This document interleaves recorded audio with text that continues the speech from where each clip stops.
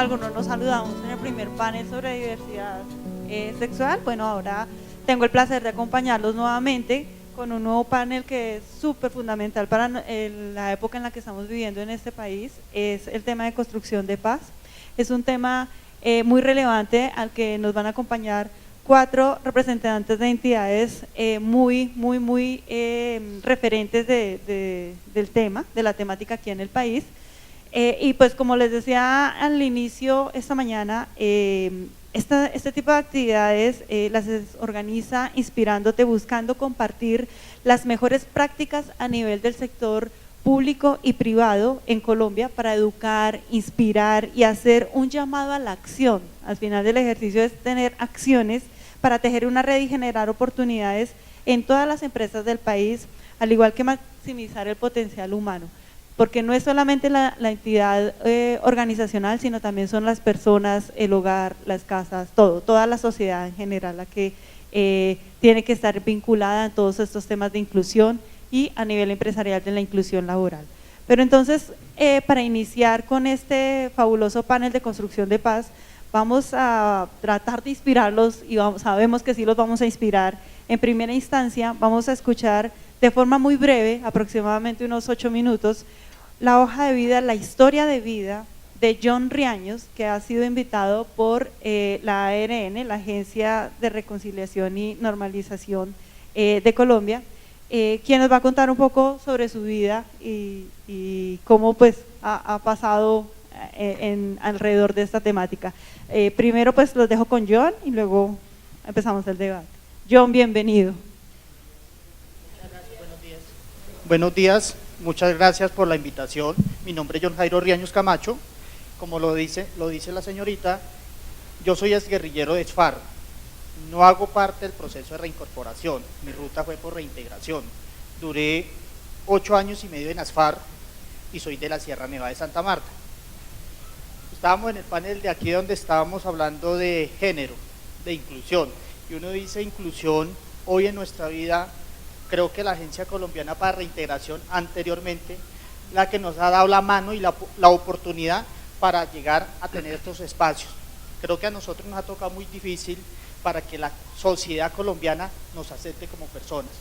Somos seres humanos con diferentes problemáticas y yo creo que de parte de la ARN hoy hemos dado un paso muy importante para nosotros seguir fortaleciendo los territorios y la inclusión social y transformar el proceso de paz, que es lo más fundamental que nosotros, y creo que siempre lo he dicho al director anterior, a Mitrotti, decía esta frase, y siempre lo he escuchado: ¿por qué los colombianos no se pueden equivocar 2 veces?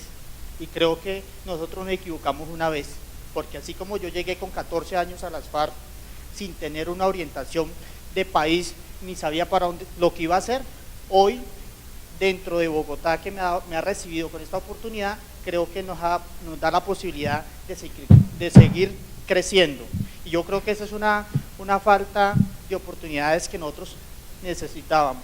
Y creo que también en este espacio, mi vida y la ruta que yo hice en el proceso cuando yo llegué con los profesionales que me acompañan y algunos asesores del proceso, a mí me costó mucho, digamos, saber cómo acercarme a un psicólogo, a un trabajador social, porque no sabía nada de estas temáticas y me costó comenzar a hacer mi ruta. Cuando a mí me mandaron a estudiar en un colegio distrital de la jornada nocturna en Bogotá, yo decía, no, yo cómo voy a sentar con un poco de niños, con 27, 28 años, para comenzar a hacer mi primaria. Y yo decía, ¿será que me toca? Llegué con miedo, pero me gradué de bachillerato en el 2011 en el colegio Antonio José de Uribe, con muchas dificultades, porque el colegio está en un sector difícil de todas las problemáticas del país, que es el centro, al pie de San Bernardo, en Bogotá. Y creo que poco a poco uno va fortaleciendo los espacios de tener un profesional de acompañamiento para saber que la inclusión social, y lo más bueno de nosotros es que hemos tenido la posibilidad de seguir fortaleciendo las capacidades políticas y sociales de nosotros, y creo que eso nos da fuerza para seguir trabajando en la inclusión social, que es las oportunidades claras que necesita este país, y creo que la Agencia Colombiana también nos da esa posibilidad de que nosotros sigamos creciendo en lo personal. Y yo creo que por ese lado yo tengo sueños de seguir en la universidad. Me ha tocado dejarla, pero tengo ese propósito de seguir construyendo para seguir en la carrera que quiero, que es ser abogado para servirle a este país. Y segundo, creo que también para los profesionales que nos dieron esa mano, creo que hemos encontrado oportunidades con empresas, con diferentes posibilidades de llegar a trabajar y tener un trabajo digno, que hoy trabajo como gestor de ciudadanía dentro de la ARN, como digamos presentando la política pública de nuestros espacios, los territorios, que son las localidades más difíciles donde nosotros llegamos. Nosotros salimos de un proceso como ser guerrillero y llegar a Bogotá, llegamos a las localidades más fuertes, donde se siente el dolor del hambre, la tristeza, el abandono, los que hemos escuchado en estos espacios, y creo que para nosotros, aparte de recuperar el tejido de nuestra familia, la familia de nosotros termina siendo la Agencia Colombiana para Reintegración. Digo la agencia porque nosotros hicimos la ruta dentro de la agencia, no la ARN, hicimos el proceso dentro de la ACR. Hoy somos agencia para la reincorporación y normalización, que es el proceso que reciben las FARC, y creo que somos los primeros para que el proceso se dé frente a las FARC y gobierno para que puedan llegar a dialogar. Nosotros hicimos un proceso individuales, solos, con la mano de los profesionales y los que nos tuvieron a nosotros. Y creo que eso no se puede olvidar. 15 años, que no fue fácil para que un profesional o cualquier persona nos diera esa oportunidad a nosotros, no es fácil y no se puede olvidar nunca. Ese espacio tiene que seguir trabajándose porque son espacios donde nosotros seguimos construyendo, y creo que para mí la gran parte de la familia es la ARN, a pesar que tengo mi mamá, tengo mi papá, tengo unos hermanos, tengo 2 hijos, pero quien nos dio la oportunidad para que nos recibiera Bogotá y el país es la entidad, y creo que la entidad tiene historia, y esa historia se tiene que recuperar de aquí para adelante dentro del proceso con las FARC y con el proceso que se esté adelantando con el ELN y con otros procesos que toca seguir trabajando, y la verdad, la mayoría es la entidad. Creo que ya.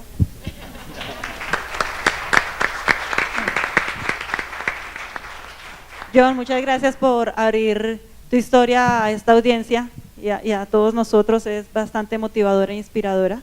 Y para seguir hablando alrededor de la construcción de paz, tenemos el placer, bueno, no les voy a leer, los perfiles los tienen en sus hojas que acabamos de entregar, pero sí les voy a decir quiénes están en la mesa. Pues va a moderar el doctor Lucas Uribe Lopera, director programático de la Agencia para la Reincorporación y Normalización.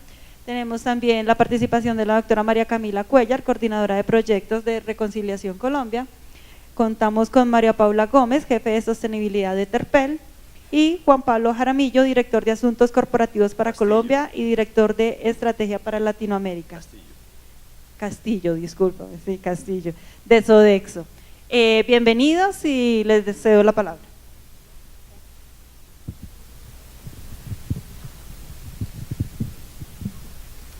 Buenos días. Pues aprovechando que Juan Pablo es uno de los panelistas hoy, la relación que hemos tenido durante tantos años con Sodexo, y aprovechando que está Dálida también acá sentada, quisiera comenzar con una historia que compartíamos con Dálida en Valledupar hace unas semanas. Una persona del proceso de reintegración con un proceso bastante difícil, una persona reacia a aprovechar varias de las oportunidades, y que por esas fortunas de la vida quedó seleccionada para ocupar una de las vacantes con el programa Soluciones. Resulta que esta persona, que se veía a sí mismo de una manera en medio del programa, pues tenía el trabajo, empezó a estudiar, conformó su familia, y un día cualquiera llegó por la noche cansado de estudiar. Además, en unos días que venía pensando renunciar al estudio porque sentía que eso le estaba quedando muy difícil, trabajar todo el día, salir y por la noche ir a estudiar, y voy a dejar esto tirado, esto no vale la pena. Llegó esa noche a la casa, el hijo se queda mirándolo y le dijo: papi, yo quiero ser como tú. Yo quiero ser como tú trabajas, tú estudias. Y eso fue un choque para esta persona impresionante, porque él dice: pues yo estoy creando esta nueva generación, este es mi hijo, y no, ya no soy el excombatiente, el referente, sino ya soy un referente, una persona que trabaja, que estudia, que quiere salir adelante en la legalidad. Y esa pequeña historia para mí es el reflejo de un país que está cambiando. Yo soy consciente que tenemos muchísimos problemas todavía por solucionar. Yo soy consciente que todavía tenemos un problema tremendo con las drogas, que tenemos que seguir avanzando en seguridad, que tenemos todavía una inequidad social muy grande, pero yo creo que Colombia se está transformando. A finales de los 80 el país tenía más de 70 grupos armados organizados registrados.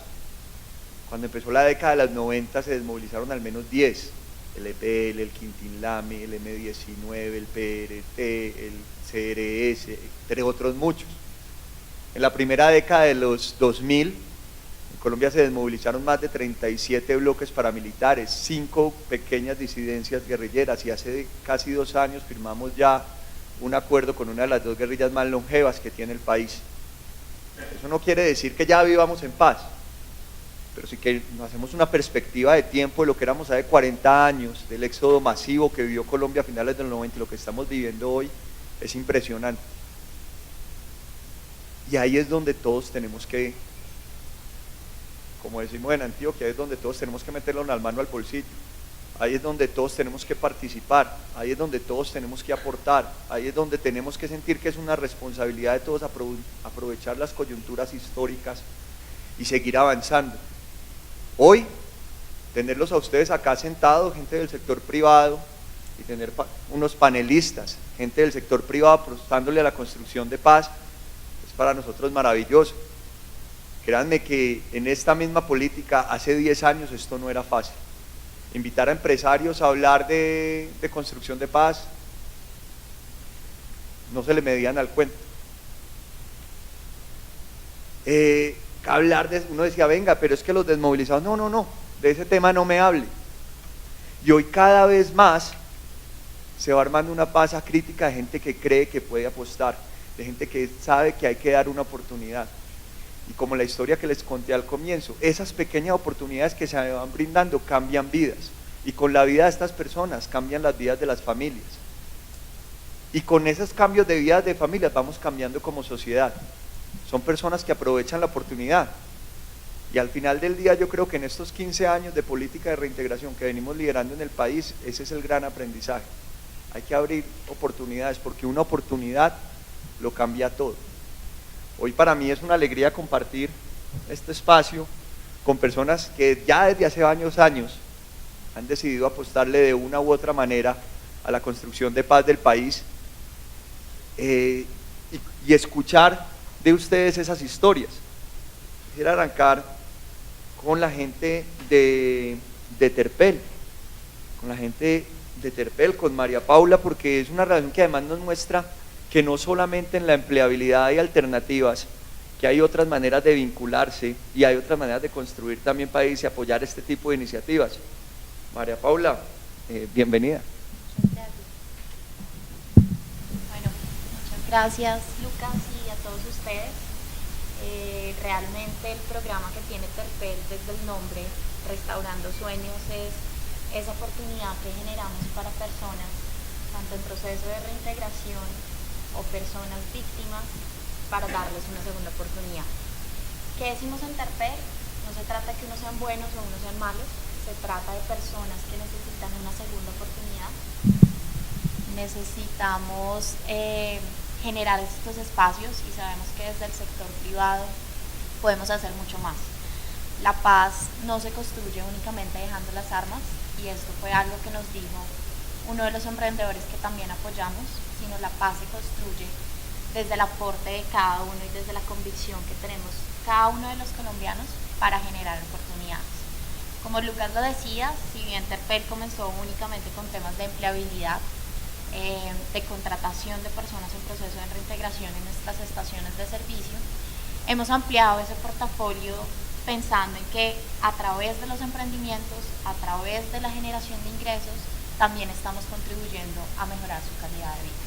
¿Por qué? Porque muchas veces estas personas tomaron la decisión de ser empresarios, y al ser empresarios están generando oportunidades de empleo para muchas más familias. Entonces es también cómo podemos transformar y podemos cambiar y contribuir la realidad de las regiones a través del apoyo y la contribución, no solo digamos que en términos de generar espacios, de generar temas de proveeduría a través de la contratación de estos empresarios, sino también en un acompañamiento de formación.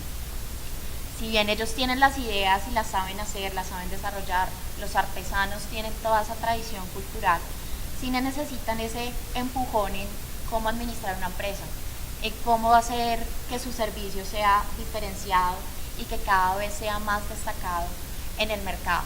Entonces, esa también ha sido una de las apuestas que ha hecho Terpel. Le apostaba a unos temas de formación, a unos temas de acompañamiento para que estos emprendedores crezcan y puedan generar más oportunidades, y creemos firmemente que el sector privado somos los motores para que Colombia pueda tener una paz sostenible.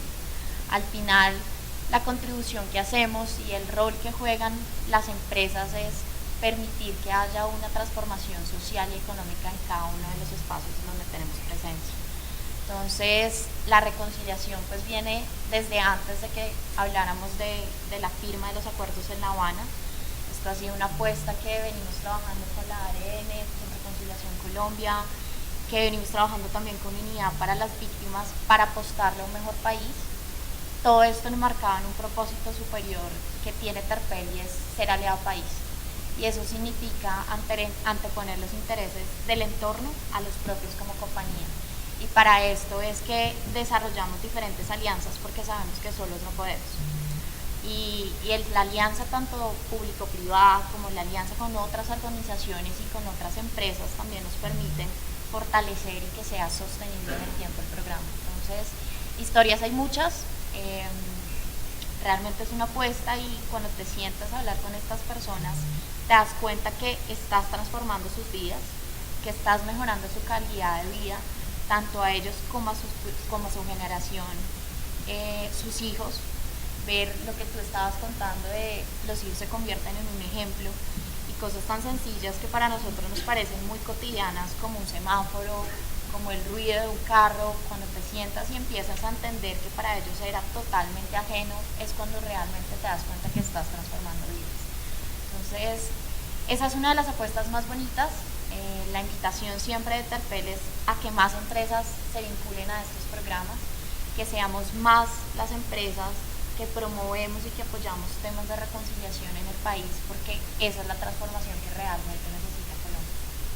Mil gracias, María Paula. María Camila, el tema de construcción de paz además no solamente pasa por los excombatientes, el tema de construcción de paz es una apuesta integral que pasa por incluir a toda la comunidad. ¿Qué nos quieres contar desde Reconciliación Colombia? Bueno, pues John dijo una cosa que para nosotros es fundamental, y habló de un tema, y es inclusión social. Nosotros desde Reconciliación Colombia creemos profundamente en los procesos de inclusión social, y lo hablábamos esta mañana, les decíamos, esta construcción de paz para Reconciliación Colombia va mucho más allá del proceso de paz con las FARC, que es fundamental, pero esta reconciliación para nosotros es el poder que cada uno de nosotros tiene para generar procesos de reconciliación. Cada uno de ustedes con pequeñas acciones puede generar procesos de reconciliación, y eso es lo que nosotros hacemos en los más de 27 proyectos que durante el 2018, proyectos productivos, venimos acompañando. Ahora Gustavo, que está acá, que es nuestro representante legal de Corpo Campo, ganador del premio Emprender Paz, muy orgullosos, apoyados por Reconciliación Colombia y la Embajada de Suecia, yo le decía, Gustavo, tú podrías estar en este panel. ¿Por qué? Porque más de nuestros 1.400 beneficiarios que hemos tenido en el 2018 son constructores de paz. ¿Cómo contar un caso acá y yo ponerme a decirles, no, es que el proyecto de Corpo Campo o el proyecto de Toca, cuando nos encontramos en 25 municipios, cada una de las historias más espectaculares en temas de construcción de paz? ¿Cómo no hablar de las mujeres de Tumaco, de Marisol, que están cultivando camarón allá en un municipio muy difícil, y están unidas y están trabajando? ¿Cómo mencionar a las mujeres, no mencionar a las mujeres de Toca? Y ahí es el tema. Nosotros trabajamos en Toca, Boyacá, y Toca no fue una zona de conflicto armado, pero que logramos que 17 mujeres se organizaran y sembraran papa, y que trabajaran en conjunto, que para nosotros parece fácil, pero no es así. Con ellas nos demoramos 6 meses trabajando única y exclusivamente el tema de confianza, uno de los 4 pilares de Reconciliación Colombia, que es la confianza, la empatía, la cooperación y la reciprocidad. Cómo no mencionar a las mujeres de Cimientos del Hogar en Caquetá, que ya están postuladas para el premio de Acumen, que son maravillosas. Entonces yo digo, ¿qué historia les vengo a contar? Tendría miles y nos quedaríamos toda la tarde. Pero acá tengo un ejemplo de un proyecto que es empresario, porque además Corpocampo es empresario, pero que además son constructores de paz. Y tengo al lado mío 2 socios de Reconciliación Colombia, de los cuales nos sentimos muy orgullosos, porque nos están acompañando en eso, en esa construcción de paz, en entender que la paz va mucho más allá.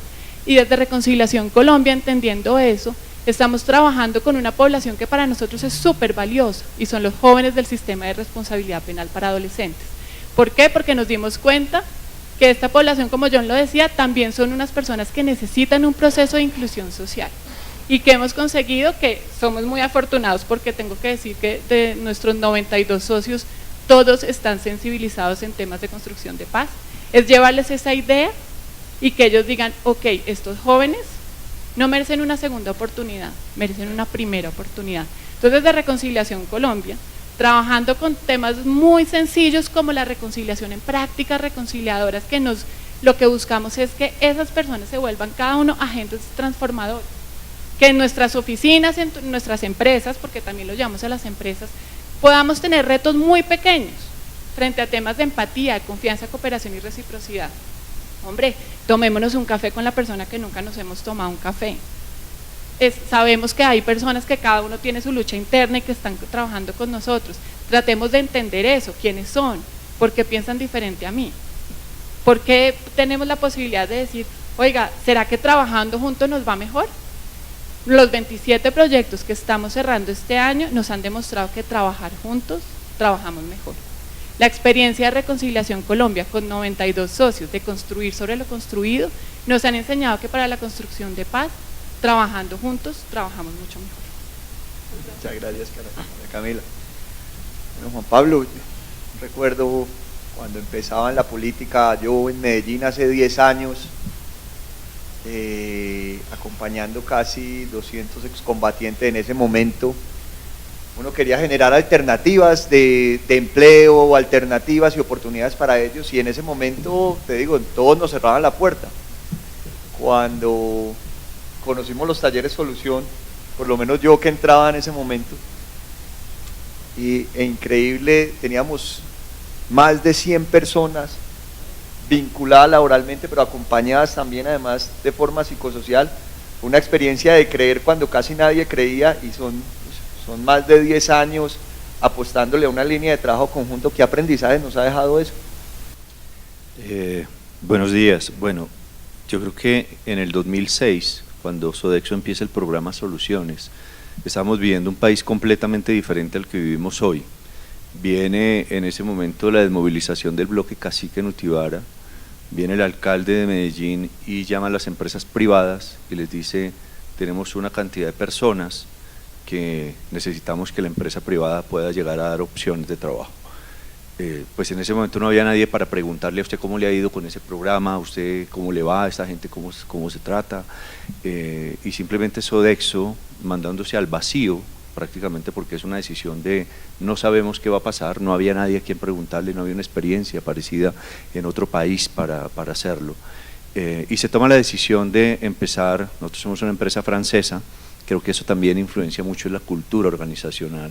Recordemos que los franceses vienen los derechos humanos, la Bastilla, la igualdad, y pues los directivos llaman a Francia y dicen, tenemos esta situación en Colombia y nos están pidiendo esto, y pues los franceses dicen, contrátenlos y empecemos a aprender todos a nivel de los aprendizajes. Y empezamos, y creo que hemos encontrado nosotros, después de 11 años de venir contratando personas de ex paramilitares, ex guerrilleros, porque vinieron las deserciones de las FARC, ELN, EPL, gente que llegaba también a buscar una oportunidad, es que no hemos encontrado una ideología política en ninguna de estas personas.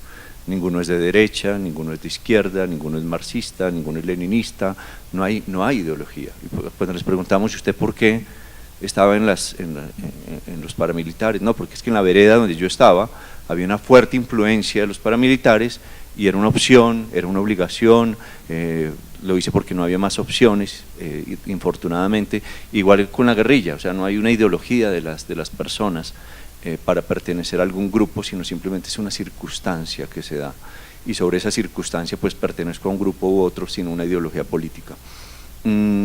Tristemente, la Universidad de los Andes hace una investigación de los mayores proveedores de empleo en el campo colombiano en los últimos 50 años ha sido la guerrilla, los paramilitares y el narcotráfico. Una ausencia de Estado, una ausencia de empresa privada que efectivamente es una consecuencia, lo que tenemos nosotros hoy, de tener un campo abandonado donde efectivamente las personas tienen que trabajar y ahí llegan, usted con sus circunstancias logra o trata de obtener un trabajo en esto. ¿Qué aprendizajes nos da a nosotros?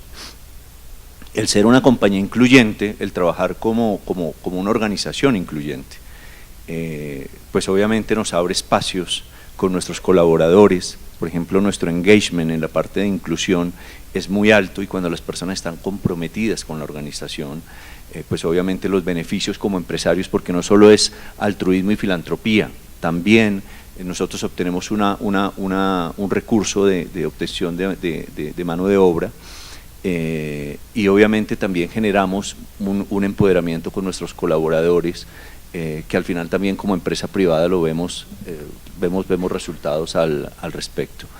Esto tiene que ser una política de los comités directivos.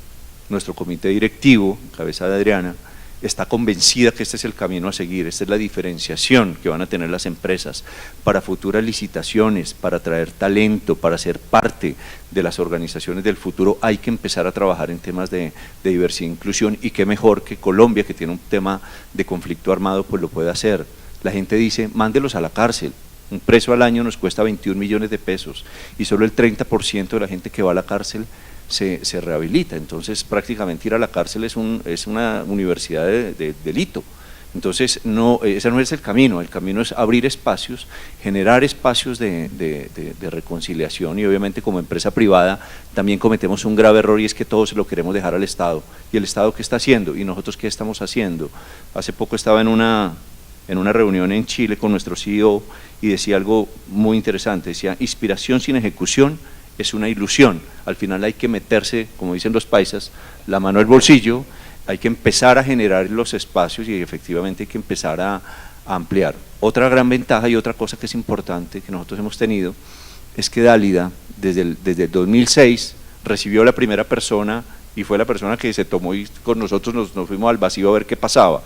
Y sigue con el programa Soluciones, sigue liderándolo. Entonces esa experiencia también nos genera mucha confianza a nivel de Sodexo, tener una persona que ya conoce, que ha hecho, y hoy a raíz del proceso de las FARC, pues es más fácil sentarse en estos foros y hablar, es más fácil, el país es otro, estamos en otro ambiente. Hace unos 10 años esto era muy difícil, inclusive para nuestros propios colaboradores, y hoy hicimos la Alianza Soluciones, que está con Bancolombia, Nutresa, Sura, Confama y Sodexo, donde también la lidera Dálida, y es ampliar el portafolio no solo a Sodexo, sino a este tipo de empresas que se vinculen con nosotros a ser partícipes.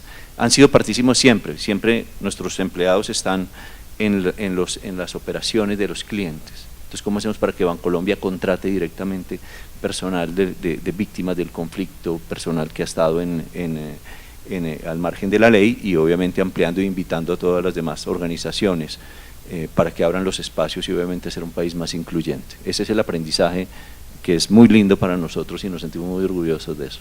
Mil gracias, Juan Pablo.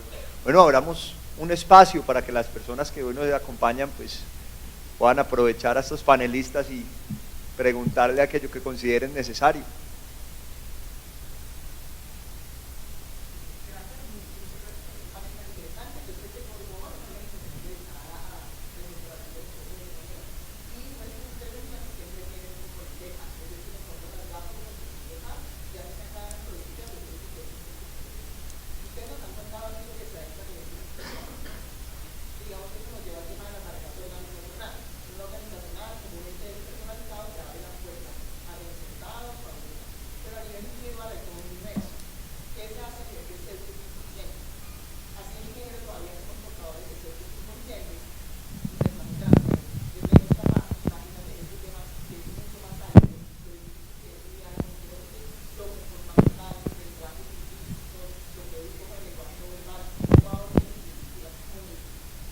ok, como en mi tema individual, ¿qué se hace para poder lidiar con esos sesgos inconscientes ya a nivel individual?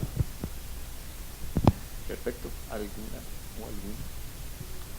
Bueno, hace poco Fiverr lideró, que estuvo en el anterior panel acá, lideró un programa para toda la compañía de sesgos inconscientes. Y es increíble ver y volverlo tangible, porque creo que hay muchas cosas que están en el inconsciente. Y Fiverr nos ponía, apenas empezó el curso, la canción de Arroz con Leche.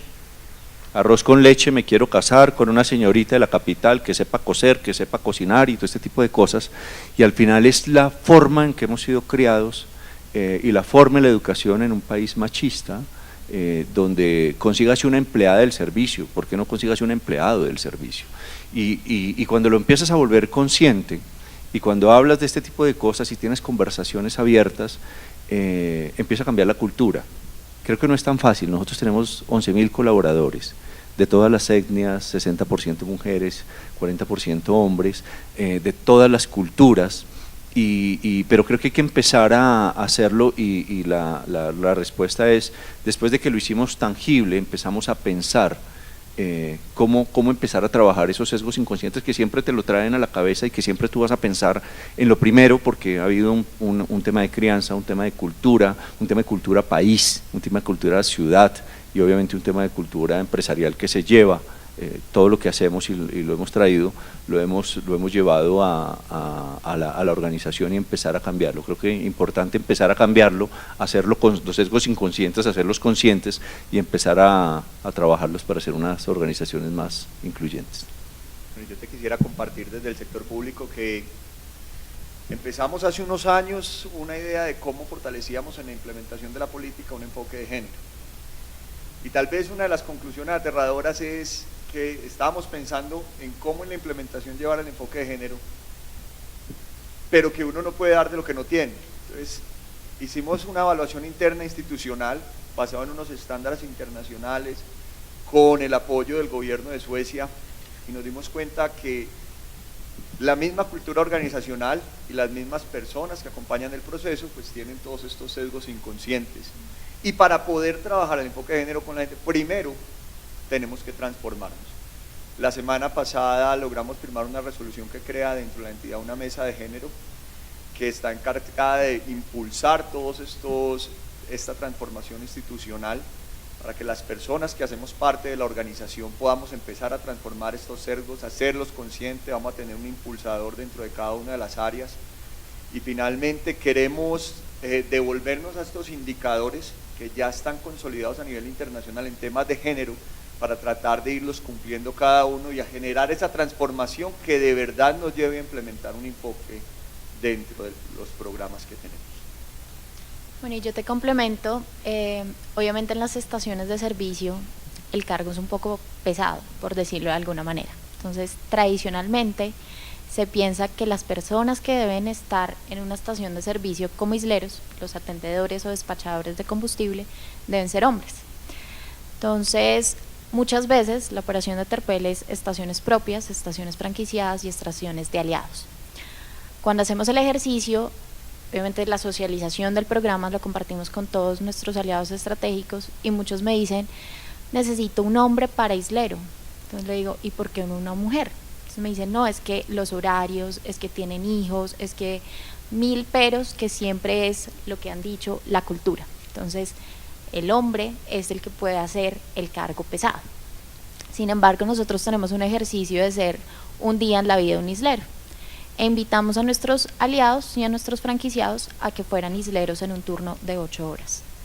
No en sus estaciones, porque obviamente pues van a ser los dueños de su propia estación y ellos miran cómo lo organizan, sino que los llevamos a otras estaciones a que vivieran como isleros la experiencia. Entonces, cosas que después cuando hacíamos la retroalimentación, en el caso de las mujeres franquiciadas decían, es muy duro pero sí se puede, y es esa oportunidad que también nosotros le estamos dando a las mujeres y que muchas veces nosotras como mujeres somos las que nos decimos no podemos hacerlo. Entonces es cuando nos damos cuenta que debe haber una igualdad, la compañía también tiene una postura y una política de diversidad e inclusión, es cuando te das cuenta que sí se pueden abrir los espacios. Entonces, esos ejercicios de ponte en los zapatos del otro y vive también la experiencia y date cuenta que tú también puedes hacerlo, que no es que tengas una inferioridad. Obviamente hay un tema de peso que las mujeres sí podemos cargar hasta 12.5 y eso digamos que está dentro de los lineamientos de salud, pero sí se puede hacer. Entonces, ese panorama y esos ejercicios de ponerlos en el espacio y en los zapatos del otro nos han permitido que ese sesgo de solo podemos contratar a hombres o solo podemos contratar mujeres en nuestras tiendas al toque ha cambiado y se ha ido transformando, y ya me piden tengo una vacante de promotor o tengo una vacante de atendedor. Ya quitamos ese esquema de hombre o mujer. Entonces ha sido un ejercicio interesante que hemos llevado a cabo con todas las personas que participan. Yo te cuento un poco desde nuestra experiencia, porque lo que les decía es, nuestros 92 socios, gracias a Dios, ya están sensibilizados en esos temas. Pero hemos hecho un ejercicio frente a los jóvenes del sistema de responsabilidad penal. Y quiero hacer el ejercicio acá. ¿Alguien había oído o sabe quiénes son los jóvenes del sistema de responsabilidad penal para adolescentes? Que levanten la mano sin problema. 4, 5. Quiero contarte que también pasa por un tema de sensibilización, no es por un desconocimiento. Estos jóvenes son los jóvenes entre 14 y 18 años que cometen delitos, de los cuales alrededor de 4.000 están privados de la libertad. Entonces, cuando nosotros vamos y les contamos a nuestros socios, tranquilos porque la mitad nos dicen, ¿qué? ¿Cómo así? ¿Cuántos? ¿Tantos? No tenían idea. Entonces, ese proceso de sensibilización desde Reconciliación Colombia, que no somos una empresa del tamaño de Terpel y de Sodexo, nos ha ayudado a sensibilizar frente a algunas poblaciones y a que nos quitemos una cantidad de cosas de la cabeza. Y como les decía, cuando empezamos ahí la historia de los jóvenes del sistema y nos damos cuenta que dicen, es que yo estaba desescolarizado, es que sufrí violencia sexual, violencia intrafamiliar. Entonces, eso también ayuda a cambiar y a quitarnos una cantidad de cosas, y a que empresas como Terpel nos digan, ok, nosotros también queremos darles una oportunidad a ellos. Entonces creo que ese proceso de sensibilización, agradeciendo que ya tenemos 92 socios que ya están sensibilizados, nos ayuda a mostrar otras caras de la moneda y otras formas de cómo podemos generar procesos de inclusión social que finalmente nos ayudan a construir paz.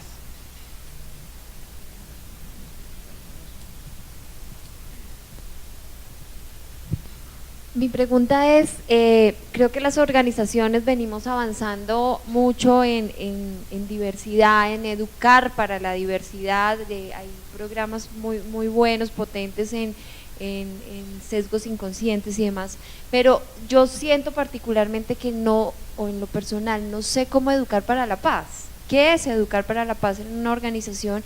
En la medida que podamos empoderar a nuestros trabajadores en hacerse encargos y responsables de la paz, y siento que en una conversación de sala tú hablas de paz y le delegas la responsabilidad a la policía, al ejército, al gobierno, pero tú no tienes nada que ver con cómo construir paz. Es eso, cómo educar para la paz en las organizaciones y de una u otra manera que eso redunde en colombianos haciéndose cargo de la paz.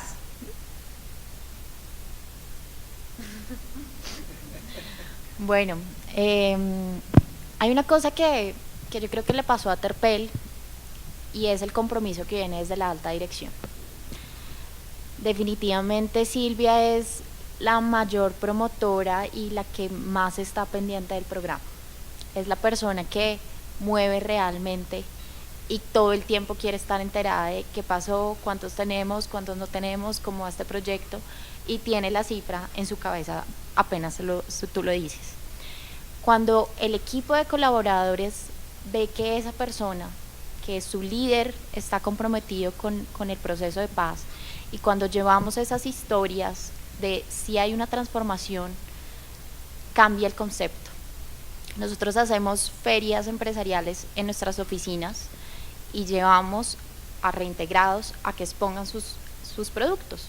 Entonces, lo que hacemos antes es, no quiero que únicamente vayas y compres, sino escucha la historia, porque yo puedo ir y comprar en la feria de Usaquén, o puedo ir a la feria del 85, pero cuando tú escuchas la historia y lo que hay detrás de ese producto que estás comprando, está sensible frente al tema.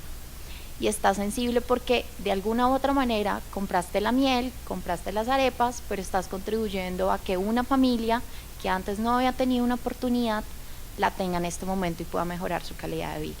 Entonces ha sido un trabajo de sensibilización desde el rol más pequeño, desde la acción más pequeña, desde un comentario, desde la forma en que te comunicas con ellos y te preocupas por conocer su historia, estás contribuyendo al proceso de paz.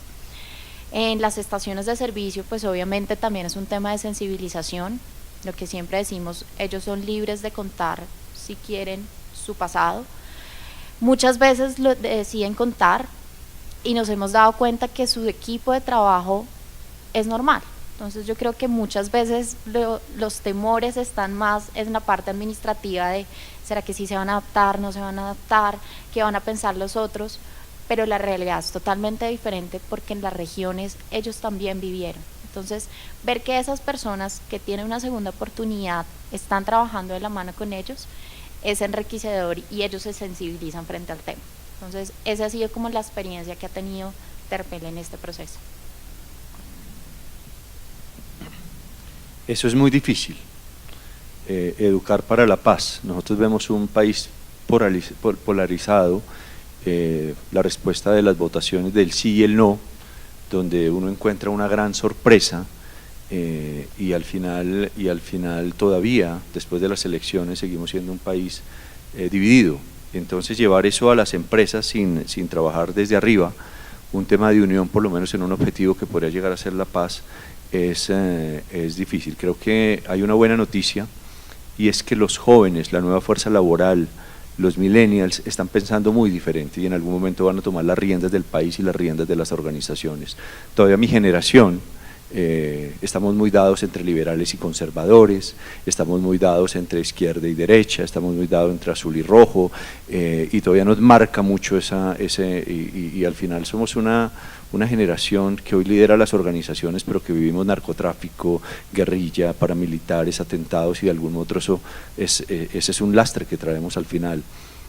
Yo tengo la oportunidad de ser profesor también y veo que todos los jóvenes hoy están pensando diferente. Los temas de inclusión ya los traen puestos, ya nacen con ello, ya como que no hay que convencerlos que reciclen, no hay que convencerlos que cuiden el agua, ya vienen con eso. Entonces creo que ese proceso y otra gran buena noticia es que hoy los jóvenes, por primera vez en la historia de la humanidad, están influenciando más a todo el resto de la sociedad. Antes eran los viejos los que influenciaban a toda la sociedad, hoy los jóvenes, la digitalización, todo esto que viene de las nuevas generaciones y están influenciando los abuelos, los papás, a las tías, a todo el mundo y hoy nos influenciaron a todos. Entonces esa influencia también viene en el nuevo ADN de la gente no solo en Colombia sino en el mundo y creo que estamos en un cambio, como lo decías tú, estamos en un momento de cambio. Seguramente en 100 años digan, cuando vieron la época, no sé qué nombre le irán a poner, pero estamos en un momento de cambio y cuando estás metido no lo ves, pero yo sí creo que estamos en un momento muy lindo de la sociedad donde se están cambiando determinados valores y donde seguramente estos temas de, tu pregunta era cómo educar para la paz, creo que va a ser una influencia muy de las nuevas generaciones hacia las generaciones que todavía guardamos mucho rencor y todavía andamos, que es muy difícil hacerlo si no se construye desde el país, desde las ciudades, desde las empresas públicas, privadas y todas las organizaciones al final del día trabajando en esto, pero creo que vamos por buen camino.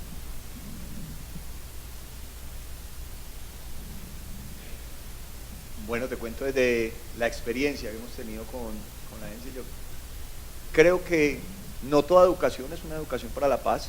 Creo que muchas veces incluso los temas de la educación misma nos lleva a perpetuar unos escenarios de odio que tenemos y ahí es precisamente donde tiene que tener la educación para la paz tres componentes fundamentales y el primero es una conciencia de los estereotipos. Concuerdo totalmente, 200 años en los que hemos creado una cultura de país, una identidad de país en la que nos hemos odiado tremendamente entre colombianos, ¿sí? Por federalistas y centralistas a comienzo de la República, por rojos y azules, porque sí, porque no, por todo, por cualquier cosa, porque eres hincha de este equipo y yo soy hincha de este otro y terminamos odiándonos sin conocernos, pero nos odiamos tremendamente y uno ve en las redes sociales y en todo este escenario y creo que pasa el primer componente de la educación para la paz pasa por tomar conciencia de los estereotipos, de los odios para poderlos tramitar. En Colombia el conflicto armado desde hace muchos años no es la principal causa de muerte violenta. Los colombianos matamos más en riñas callejeras y en otro tipo de acciones que por el conflicto armado, y eso hay que empezar a transformarlo. Y ahí viene el segundo componente, tenemos que aprender a solucionar conflictos. Nos odiamos tanto que al final del día aniquilamos al otro desde el discurso, simbólicamente o incluso físicamente, porque simplemente no sabemos vivir en la diferencia. Segundo gran componente de una educación para la paz es eso, cómo aprendemos a solucionar conflictos. Colombia pluriétnica y multicultural, un país diverso, en el que no sabemos tramitar las diferencias, es sencillamente inviable. Ahí es donde tenemos que empezar. Y el tercero es empezar a identificar más esto que nos une que lo que nos separa. Yo creo fervientemente que los colombianos tenemos muchísimas más cosas que nos unen. Cuando logramos encontrar esos puntos de unión, cuando logramos encontrar esos puntos que a la vez son de esperanza, empezamos a sumar cada vez más voluntades, y cuando se suman cada vez más voluntades podemos llegar a esa masa crítica que de verdad jalone el cambio que necesita el país. Si atravesamos por esos tres escenarios, podemos empezar a transformar estos discursos, podemos empezar a ser menos pesimistas, podemos empezar a odiarnos un poco menos, podemos empezar a construir y a visualizar de verdad un país diferente, pero que para construirlo todos tenemos que participar.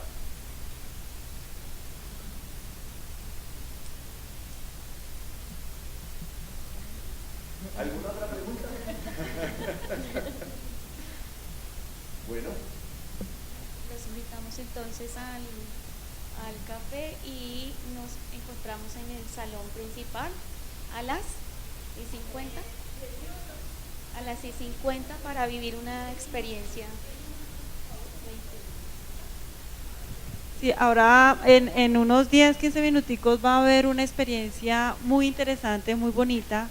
Es una experiencia para que despertemos los sentidos a través de un tema gastronómico que pues vamos a provocar. Eso se llama mindfulness, pero es como en la gastronomía consciente. O sea, es un tema que no es un break como un común y corriente, sino es un tema bastante inspirador para que luego transmitamos cómo nos sentimos alrededor de esa experiencia. Esos son unos 10, 15 minuticos, les hago este break, pero antes muchas gracias al doctor Lucas Uribe, a la doctora María Camila y a la doctora María Paula.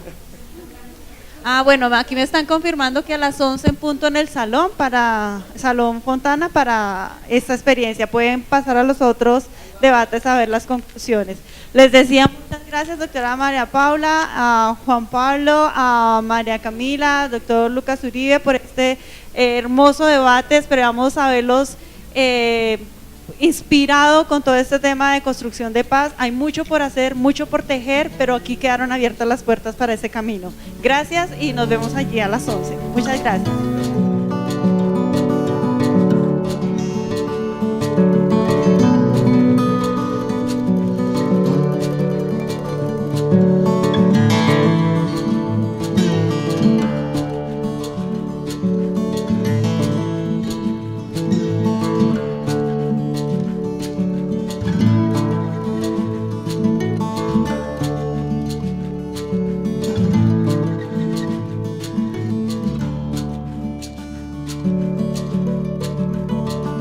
Thank you.